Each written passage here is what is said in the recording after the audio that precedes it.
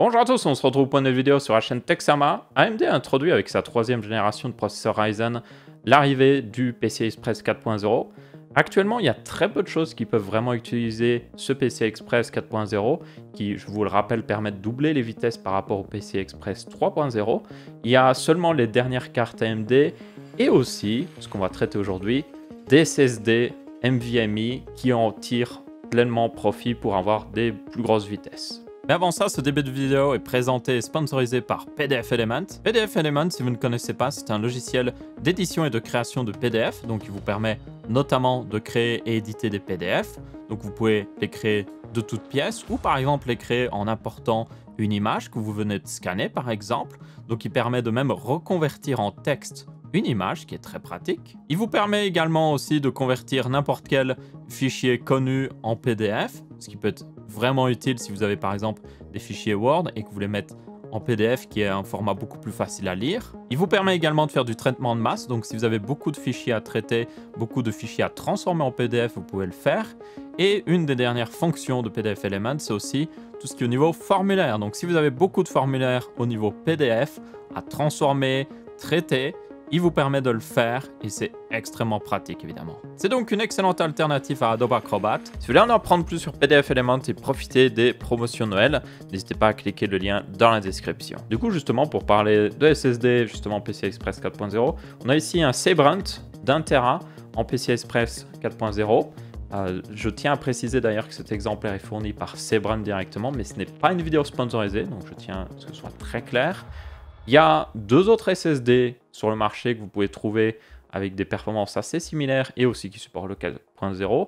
C'est justement celui de Corsair et celui aussi de Gigabyte si je me souviens bien. Et il faut savoir aussi que ces trois SSD partagent exactement le même contrôleur. Le contrôleur, c'est ce qui permet de gérer la mémoire afin de tout simplement déjà stocker les données, mais aussi avoir les meilleures performances possibles. Un bon contrôleur est limite plus important que de la bonne mémoire, même si de la bonne mémoire aussi, ça fait plaisir.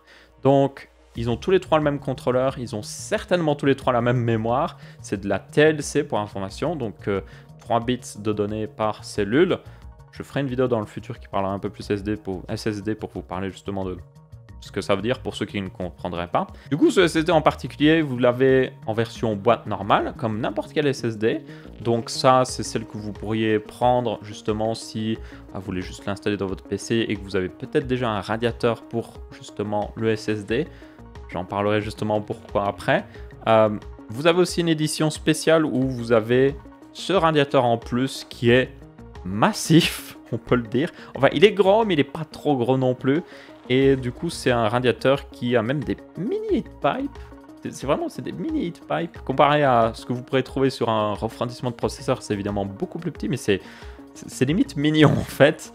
Et ça permet de justement prendre en sandwich le SSD et de mieux le refroidir. Qu'est-ce que donne justement un SSD PCI Express 4.0 ?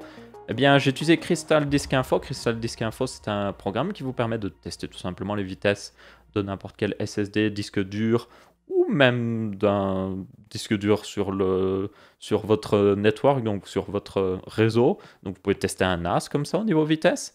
Et pour juste vous remettre un peu plus en comparaison, j'ai justement les chiffres ici. Un SSD SATA, donc un SSD classique que vous mettriez comme un disque dur, que vous branchez avec un câble SATA, atteint des vitesses de 530 MO en lecture et 486 MO en écriture. Certains peuvent même monter jusqu'à 550 MO en lecture ou en écriture. Mais c'est leur limite. Le SATA ne peut pas monter plus haut. Un SSD NVMe assez haut de gamme. Donc là, c'était un 960 Pro de chez Samsung. C'est celui que j'utilise actuellement. Et lui, il peut monter jusqu'à, pour information, 3200 MO à la seconde et 1700 MO à la seconde en écriture. Et aussi un truc important, j'ai d'autres chiffres que vous pouvez voir. Donc le chiffre le plus haut que vous voyez, c'est la lecture séquentielle. Donc c'est comme quand vous écrivez genre juste une vidéo sur le SSD ou vous lisez une vidéo. Les chiffres que vous voyez en dessous, c'est quand vous utilisez des petits fichiers. Pourquoi ? Parce que quand vous écrivez ou lisez des petits fichiers sur un SSD ou même un disque dur, les performances sont moins bonnes parce que c'est des tout petits fichiers, c'est plus compliqué à gérer, alors qu'un gros fichier, c'est plus facile à lire tout simplement. C'est juste un énorme bloc de données à lire, alors que les petits fichiers, c'est des tout petits trucs à lire et ça peut vite prendre les performances. Donc là, ça vous permet de voir un petit peu. Et pour comparer, justement, voici les chiffres du Sabrent en 1 Tera que j'ai moi juste ici. Et comme vous pouvez voir, il peut atteindre 4,9 gigas à la seconde, donc 4939 MO à la seconde et 4416 MO à la seconde en écriture. Ça veut dire que vous pouvez écrire l'entièreté d'un Blu-ray en 12 secondes, pour information, sur ce SSD. C'est pas mal, l'entièreté d'un Blu-ray. Et puis, sur les autres chiffres, vous pouvez voir qu'il est plutôt bon aussi. Et c'est ça que j'étais plutôt étonné personnellement. C'est que le PCI Express 4.0, en fait, permet de outrepasser la limite de vitesse du PCI Express 3.0 qui était de 3,5 gigas à la seconde avec 4 lignes PCI Express. Ça veut dire que n'importe quel SSD NVMe PCI Express 3.0 ne peut pas dépasser les 3,5 gigas à la seconde, c'est physiquement impossible. Et le truc ici, c'est que évidemment, on le voit ici, il monte jusqu'à pratiquement 5000 MO à la seconde. Il pourrait monter plus haut, pour information, ils sont limités ici par le contrôleur et la mémoire, qui ne peuvent pas aller plus haut pour le moment. D'ici quelques années, on devra en voir qui monte jusqu'à certainement 7 gigas à la seconde, c'est de la vitesse théorique ici. Mais c'est déjà quand même franchement pas mal. Mais ce qui est le plus étonnant aussi, c'est que, pour moi, c'est que tous les autres chiffres, même de performance non séquentielle, donc tous les petits fichiers, sont aussi en augmentation. Donc là, par exemple, le pire cas possible, on est à du 58 MO à la seconde. Sur le SSD de Samsung, qui est un SSD haut de gamme, je tiens à le rappeler, on était à 52 MO à la seconde. Ça peut vous paraître dérisoire comme augmentation de performance, mais c'est assez important quand vous avez une telle limitation, justement. On est passé de 52 à 58, c'est une assez grosse augmentation en réalité. Maintenant, il faut se poser aussi une autre question, le refroidissement. Comme vous pouvez voir, ils ont fourni... si vous prenez l'édition avec le refroidissement, en tout cas, vous pouvez prendre une édition où il y a juste le SSD seul. Ils ont fourni un assez grand refroidissement. Est-ce vraiment nécessaire? Alors, plusieurs tests sur le Corsair, justement, le SSD Corsair a montré que les SSD NVMe peuvent, en 4.0 peuvent monter assez haut en température. Dans mes tests, c'était pas si haut que ça, honnêtement. Pour information, il était monté sans refroidissement dans ma carte mère. C'est une Asus X570 Formula 8. Et il y a un refroidissement fourni pour les SSD. C'est-à-dire c'est une énorme plaque d'aluminium qui se colle par-dessus avec des trucs pour transférer la chaleur. Et les deux SSD de la carte mère sont sous la même plaque d'aluminium, pour information. Donc là, j'avais mon SSD principal et celui-là. Et pour information, il était à la même température. Il était en pleine charge quand je faisais le test à 61, il montait des fois à 63 degrés. Et avec une RTX 2080 Ti qui souffle de l'air bien chaud juste à côté. Donc, c'est bon en fait. Ça peut paraître haut, mais les SSD, pour information, surtout la mémoire, est plus efficace quand elle est à bonne température en fait.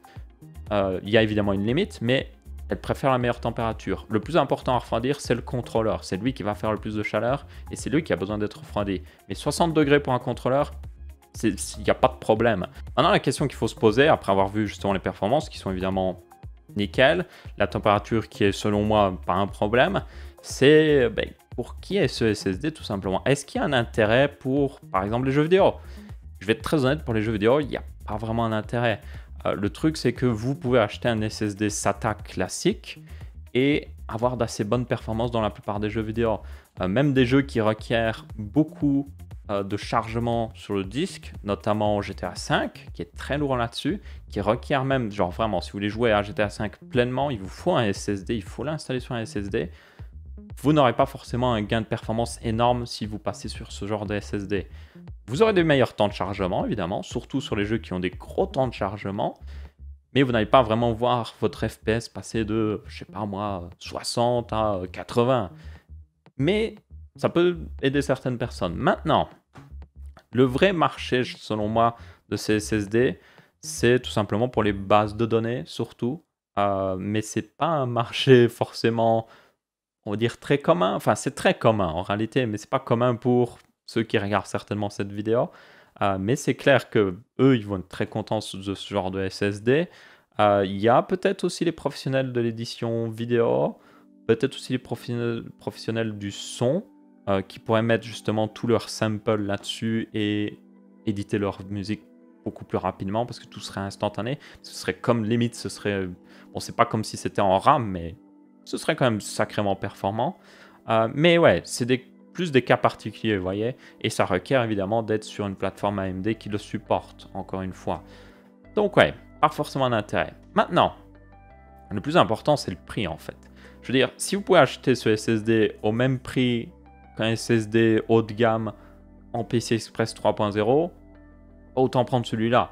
Après, ça dépend justement de ce prix.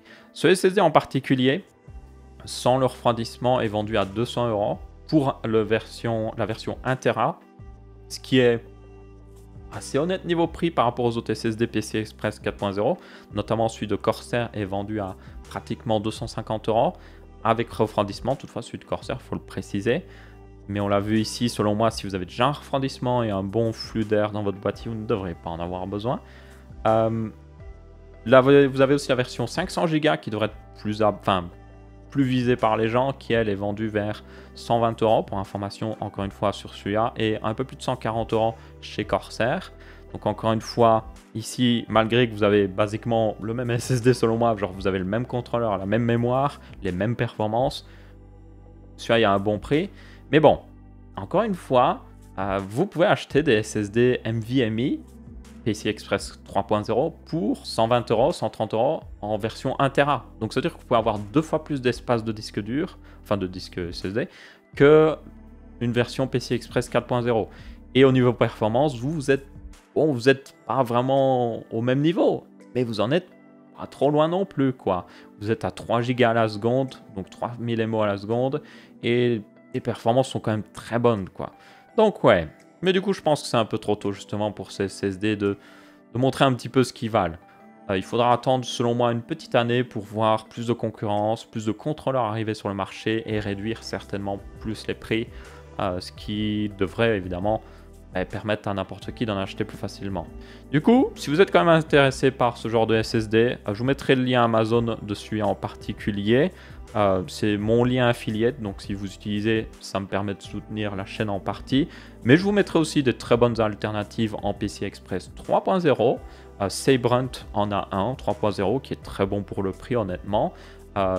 Et vous aurez aussi une alternative en version SATA. Donc ça, encore une fois, pour moi, les SSD SATA sont souvent les moins chers et largement suffisants pour la plupart des gens. Et ils sont plus pratiques aussi parce que vous pouvez les installer facilement dans n'importe quoi.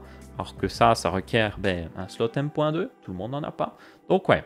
Dans tous les cas, merci à tous d'avoir regardé cette vidéo. Merci à Sabrent d'avoir fourni cet exemplaire malgré... voilà. Dans tous les cas, merci à tous d'avoir regardé cette vidéo. Merci à Sabrent d'avoir fourni cet exemplaire. C'était quand même très intéressant de tester, même si, encore une fois, voilà. N'hésitez pas à laisser votre avis, que ce soit en pouce bleu, pouce rouge ou en commentaire. On se retrouvera pour une prochaine vidéo et je vous dis ciao, ciao.